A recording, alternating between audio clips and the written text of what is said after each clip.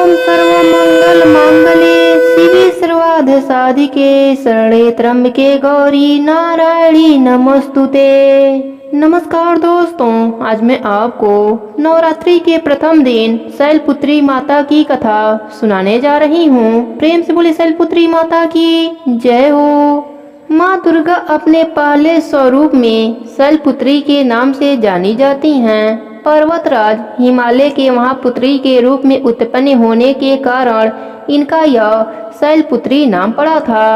वृषभ स्थिता इन माता जी के दाहिने हाथ में त्रिशूल और बाएं हाथ में कमल पुष्प सुशोभित है। यही नौ दुर्गाओं में प्रथम दुर्गा हैं। अपने पूर्व जन्म में यह प्रजापति दक्ष की कन्या के रूप में उत्पन्न हुई थीं। तब इनका नाम सती था। इनका विवाह भगवान शंकर जी से हुआ था। एक बार प्रजापति दक्ष ने एक बहुत बड़ा यज्ञ किया। इसमें उन्होंने सारे देवताओं को अपना अपना यज्ञ भाग प्राप्त करने के लिए निमंत्रित किया, किंतु शंकर जी को उन्होंने इस यज्ञ में निमंत्रित नहीं किया।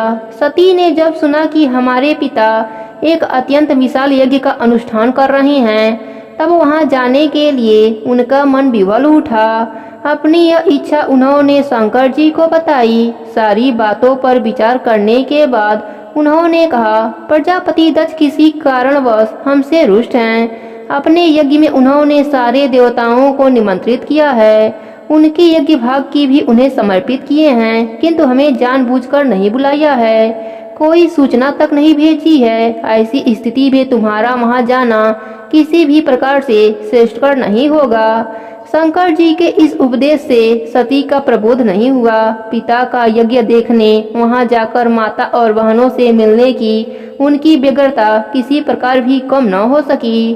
उनका प्रबल आग्रह देखकर भगवान शंकर जी ने उन्हें वहां जाने की अनुमति दे दी। सती ने पिता के घर पहुंचकर देखा कि कोई भी उनसे आदर और प्रेम के साथ बातचीत नहीं कर रहा है।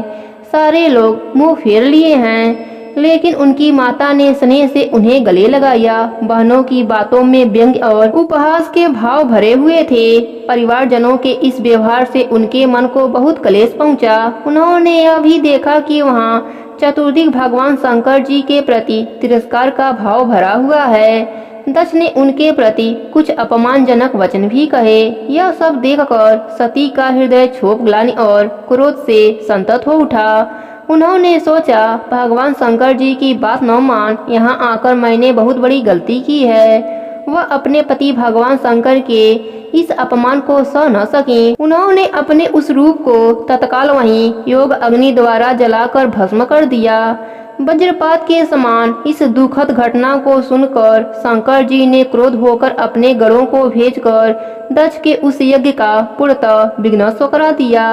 सती ने योग अग्नि द्वारा अपने शरीर को भस्म कर अगले जन्म में शैलराज हिमालय की पुत्री के रूप में जन्म लिया। इस बार वह शैलपुत्री नाम से विख्यात हुई। पार्वती, हेमवती भी उन्हीं के नाम हैं। उपनिषद की एक कथा के अनुसार इन्हीं ने हेमवती स्वरूप से देवताओं का गर्व भंजन किया था।